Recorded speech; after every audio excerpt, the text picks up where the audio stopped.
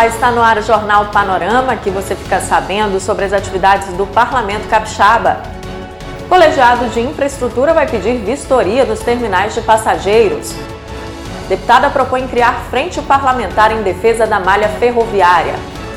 Deputado Majeste comenta a pesquisa, que traz um dado surpreendente.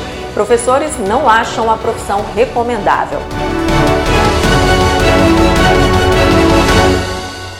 Com o fim do recesso parlamentar, os deputados voltaram às atividades em plenário. A repórter Gabriela Zorzal participou da sessão e fala pra gente como foi a reunião de trabalho. Os projetos que estavam na pauta de votação desta quarta-feira permanecem aguardando a análise das comissões permanentes, porque não houve quórum para a votação dos projetos. O primeiro item da ordem do dia, projeto de lei de autoria parlamentar do deputado Nunes. Esse projeto cria um programa para proteger as nascentes do Espírito Santo. Entre os objetivos do programa estão mapear a situação de cada nascente e também incentivar a recuperação dessas áreas. O projeto estava em pauta para votação, mas o autor, o próprio deputado Nunes, pediu para baixar de pauta, para que a matéria seja estudada entre as comissões e também com o governo do estado. Quando esse projeto voltar aqui ao plenário para votação, será analisado pelas comissões de Justiça, Meio Ambiente e de Finanças. Voltamos ao estúdio. Pedido de vistoria de todos os terminais de passageiros da Grande Vitória. Esta foi a decisão anunciada pelo presidente da Comissão de Infraestrutura da Assembleia, deputado Marcelo Santos, após visita feita ao terminal de passageiros de Taparica. A comissão que representa a Assembleia Legislativa durante o recesso realizou visita técnica ao terminal de passageiros de Taparica, em Vila Velha. O terminal foi interditado depois que um laudo apontou falhas na estrutura que corre risco de desabamento. O laudo foi encomendado pela CETURB, a Companhia Estadual de Transportes Coletivos de Passageiros. Quem representou a Assembleia durante a inspeção foi o deputado Marcelo Santos, presidente da Comissão de Infraestrutura do Legislativo Estadual. O colegiado vai solicitar a vistoria de todos os terminais de passageiros da Grande Vitória. Emitiu um ofício à CETOP, recomendando que seja feito imediatamente a vistoria e com laudo técnico em todos os terminais da região metropolitana da Grande Vitória. Eu solicitei, e vou fazer isso oficialmente à Secretaria de Transportes, todo o projeto e o laudo, todos os laudos que eles têm, para que a nossa comissão, com apoiamento do CREA, possa emitir o nosso parecer e dar a sugestão técnica necessária, porque esse é um problema de um terminal, dos vários que nós temos aqui na Grande Vitória, que passam 50 mil pessoas por dia. A interdição foi necessária, mas quais serão os próximos passos? Então, esse convênio que nós temos com o CREA vai nos dar a noção exata, a partir do momento que nós tivermos de posse de toda a documentação, para que o GT de Infraestrutura possa emitir o seu parecer, apresentando uma solução na visão desses técnicos. A visita técnica contou com o apoio do CREA, o Conselho Regional de Engenharia e Agronomia, que tem um acordo de cooperação técnica com a Comissão de Infraestrutura da Casa. Segundo o coordenador do grupo de trabalho, os terminais deveriam ser vistoriados com mais frequência para evitar problemas como aqueles que foram apontados. Primeiro deve ser feita uma análise crítica de projetos quando são elaborados, para já quando nasce você detectar algum problema. O outro deve ser feito um recebimento da obra. Isso, uma ação independente de quem está construindo. E eu creio que a cada 3, 5 anos, se você cuidou de toda a obra com especificação, com projeto, com detalhamento, você fazendo a cada 5 anos, eu acho que você tendo a estrutura, com plano de manutenção, com inspeções periódicas, com manutenção preventiva para evitar a corretiva, aquelas mais caras, eu acho que de 5 em 5 anos está de bom tamanho para você manter uma estrutura íntegra e preservar a vida das pessoas e todos, que aqui a gente está com um problema de 50 mil pessoas. O presidente da CETURB, Alex Mariano, falou sobre as providências que o governo do estado vai tomar para devolver o terminal à população. A estimativa é que 50 mil pessoas passem pelo local todos os dias. Enquanto o terminal fica fechado, as 31 linhas de ônibus que passam por lá estão sendo desviadas para os terminais do Ibis e de Vila Velha. Reforçamos mais 15 ônibus no horário de pico, de acordo com a demanda de cada linha, e nós aumentamos o número de fiscais para dar informações e para ajudar na operação. Se houver necessidade de algumas readequações, nós vamos fazer. O que deve ser feito a partir de agora e por que não pode ser dado um prazo? Ou existe um prazo mínimo, pelo menos, de reforma do terminal? Porque nós primeiro temos que fazer esse plano de ação. A partir do plano de ação, nós montamos o cronograma e assim nós damos o prazo. Então, primeira coisa que tem que ser feita, nós estamos fazendo, é o orçamento de retirada.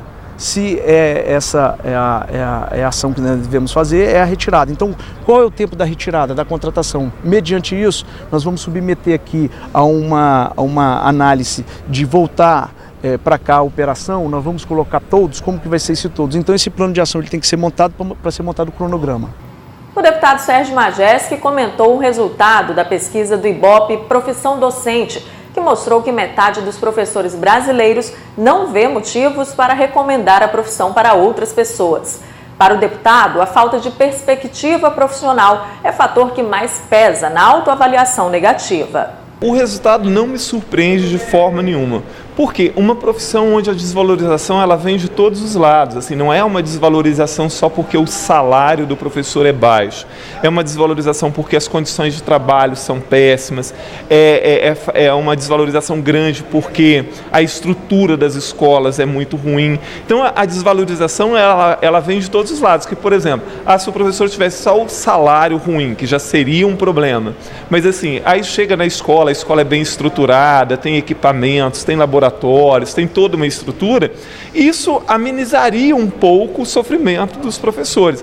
Mas é tudo ruim, a desvalorização vem de tudo quanto é lado, e isso é em escala municipal, federal, estadual, e o pior de tudo é a falta de perspectiva, porque é um quadro horroroso, o quadro da profissão de professor no país, né, como eu disse, e não se vislumbra uma melhora. Está ruim agora, mas está em andamento um projeto, né, federal, estadual, enfim. E daqui a 2, 3, 4 anos essa realidade vai ser bem diferente. Ou, né, com o passar do tempo, eu tenho um plano de carreiras, eu começo aqui de uma situação ruim, mas depois eu vou ascendendo na carreira. Não tem nada que estimula. E, além de tudo, cresce dentro das escolas a violência, o desrespeito por parte dos alunos e, às vezes, da família, o consumo de droga, a violência contra professores. Quantos casos a gente tem visto aí de alunos que agridem fisicamente os professores? Então, essa resposta, né, dada pela maioria dos entrevistados, ela não assusta em função da situação precária mesmo que se vive, né? Quando a gente compara, por exemplo, se você compara a Coreia do Sul, que revolucionou a sua história através da educação. Então, a valorização que se dá a um professor lá, para começar, para você fazer o vestibular para a área da educação na Coreia, você tem que estar entre os 30% melhores do país, senão você não pode nem se inscrever. É uma das profissões mais bem pagas e mais valorizadas do país. Então, e aqui no país é o contrário, a profissão de professor é uma das piores. Como é que você vai estimular uma pessoa a ser professor se, por exemplo, a média salarial de um professor não chega direito a R$2.000, enquanto o auxílio moradia de um juiz é de R$4.300, o ticket de alimentação de um desembargador e de um juiz aqui no estado é de aproximadamente R$1.900, mais do que o salário de boa parte dos professores. Como estimular, né? Então é muito triste isso, mas é verdadeiro e ao mesmo tempo compreensível. O plano estadual e o plano nacional de educação dizem que até 2022, quer dizer, 2 anos antes do término de vigência do plano, a média salarial dos professores deveria ser a média dos salários de profissionais com a mesma formação.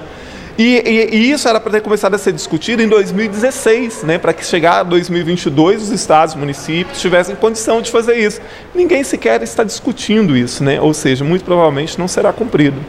Jornal Panorama faz um pequeno intervalo e volta já com mais informações sobre as atividades parlamentares.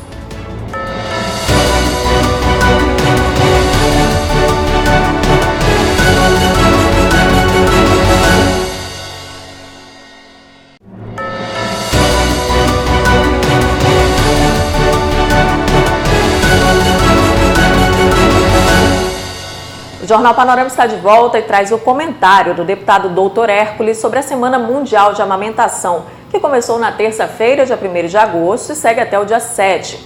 Dr. Hércules falou sobre as consequências positivas desse momento entre mãe e filho. Proporciona saúde física e também psíquica do bebê. O leite materno não é só alimentação. de materna vacina, é afago, ligação muito forte entre mãe e filho. E mesmo aquela que não amamenta no peito, que amamenta na mamadeira, ela também afaga muito essa criança, fala no ouvido dessa criança. É uma criança que vai ser um ser humano muito melhor. Então, já tivemos algumas vitórias. Desde a Câmara de Vila Velha, eu fiz um projeto de lei, que foi aprovado, dando 180 dias de licença para as mães. Por quê?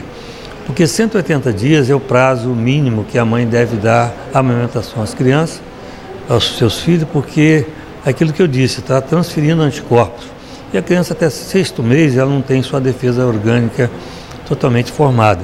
Evidentemente que tem as vacinas, que são umas vacinas artificiais, mas a vacina natural, a melhor vacina é a amamentação. Então nós criamos aqui também, fizemos um pedido ao governador Paulo Artung, no nosso primeiro mandato, solicitando a mesma coisa, que ele desse para a funcionária do Estado a licença de 180 dias. No primeiro momento ele deu para a funcionária efetiva. Esse ano, felizmente, ele estendeu a toda a servidora pública do Estado a licença de 180 dias. Com isso, ele está não beneficiando só a mãe, mas especialmente tentando formar um ser humano melhor. Então é importante a amamentação. Vamos procurar o banco de leite, cada vez serem mais eficazes no sentido de a gente salvar as crianças, especialmente também os prematuros, porque o banco de leite ele serve para doar o leite para aquelas crianças prematuras que a mãe não pode amamentar. A deputada Cláudia Lemos propôs a criação de uma frente parlamentar em defesa da ampliação da malha ferroviária do Estado. O objetivo da frente é garantir os investimentos que virão como contrapartida da concessão da Estrada de Ferro Vitória-Minas para a construção da ferrovia EF-118. Este ramal vai ligar Vitória ao Porto Central, localizado no município de Presidente Kennedy, e ao Porto de Açu, no estado do Rio de Janeiro. Essa frente parlamentar, justamente visando formar um bloco aqui de parlamentares em que a gente possa estar atuando diretamente nessa grande celeuma que nós temos hoje com a questão da ferrovia Vitória-Minas. Nós sabemos aí da ação do governo federal querendo retirar os investimentos aqui do estado do Espírito Santo e levar para a região centro-oeste. Nós somos um estado pequeno, nós temos uma bancada de 30 deputados estaduais e de 10 deputados federais apenas.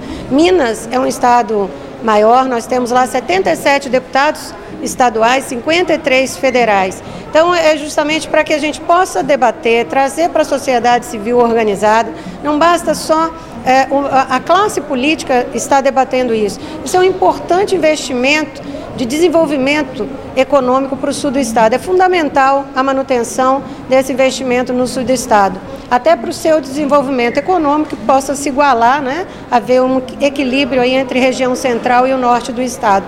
E nós estamos fazendo essas ações junto com outro estado.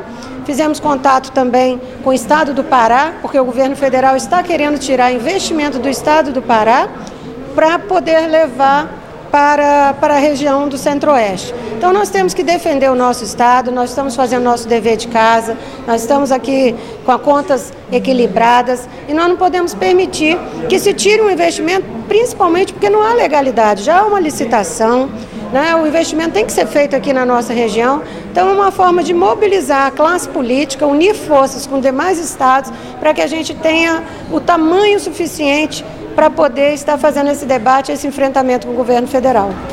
E o Jornal Panorama de hoje vai ficando por aqui, mas continue ligado no portal de notícias e nas redes sociais da Assembleia Legislativa.